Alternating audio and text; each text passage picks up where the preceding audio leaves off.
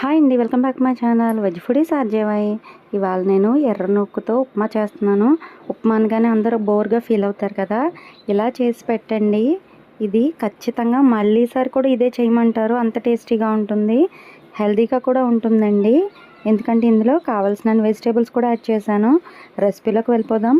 ముందుగా ఒక మూకుడు పెట్టుకొని అందులో ఒక 2 స్పూన్ల వేరుశనగ నూనె, 2 స్పూన్ల సన్ఫ్లవర్ ఆయిల్, ఈ రెండింటిని కూడా ఈక్వల్గా వేసుకున్నాను.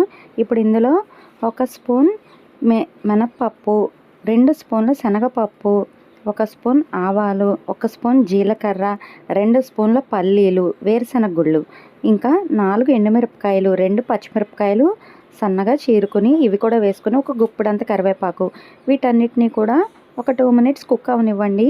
ఇప్పుడు ఇవి కుక్ అయిన తర్వాత ఇప్పుడు ఇందులోనే 1 కప్పుడు ఉల్లిపాయలు వేసుకోవాలండి. ఉల్లిపాయలు సాఫ్ట్గా కుక్ అయిన తర్వాత ఇప్పుడు ఇందులోనే మనం నచ్చిన వెజిటేబుల్స్ అన్నీ కూడా యాడ్ చేసుకోవచ్చు. ఈ యాడ్ చేసుకునేటప్పుడు మనం ఇందులో నేనైతే బంగాళదుంప, క్యారెట్, బీట్రూట్ ఇవన్నీ కూడా ఈక్వల్ క్వాంటిటీలో తీసుకున్నాను.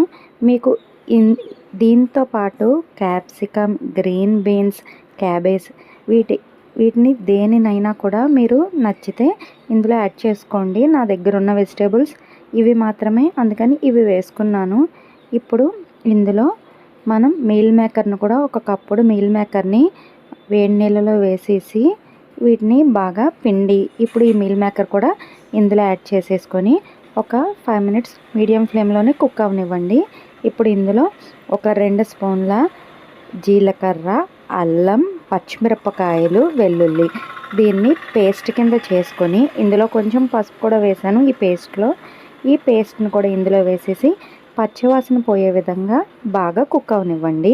ఇప్పుడు ఇందులో 1 కప్పుడు మనం చిలికిన పెరుగు ఉంటుంది కదా, మనం మజ్జిగ కవ్వంతో చిలుక్కున్న పెరుగు, ఈ పెరుగును కూడా 1 కప్పుడు ఇందులో వేసేయాలండి.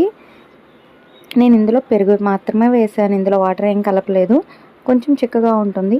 ఈ పెరుగు కూడా వేసేసి ఒక 5 మినిట్స్ ఈ వెజిటేబుల్స్కి స్పైసెస్ అంతా పట్టేలా కుక్ అవనివ్వాలి. కుక్ అయ్యే టైంలోనే 1 స్పూన్ కారం, 2 స్పూన్ల గరం మసాలా, సరిపడా ఉప్పు, నాకైతే 1.5 స్పూన్ పట్టిందండి.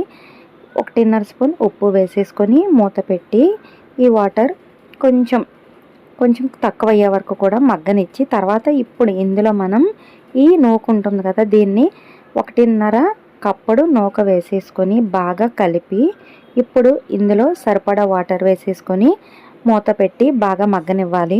మగ్గే టైంలోనే ఒక చిన్న గ్లాసుడు పాలు కూడా వేసుకుంటే కమ్మగా ఉంటుంది, చాలా టేస్టీగా ఉంటుందండి. పాలు వేసేసుకొని కొంతమంది ఇదే టైంలో చిటికెడంత పంచదార కూడా వేసుకుంటారు టేస్ట్ని బ్యాలెన్స్ చేయడానికి. నేను ఇందులో వేయలేదండి.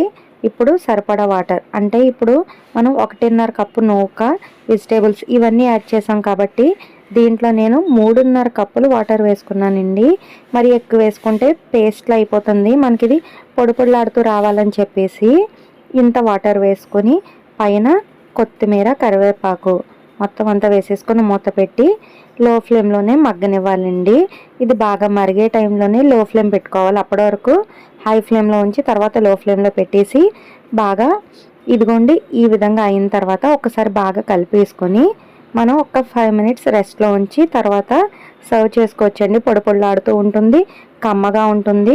ఇందులో మనం పచ్చడి కాంబినేషన్లో కూడా సూపర్ ఉంటుంది. మీకు నచ్చితే ట్రై చేయండి, కామెంట్ చేయండి, సబ్స్క్రైబ్ చేయండి.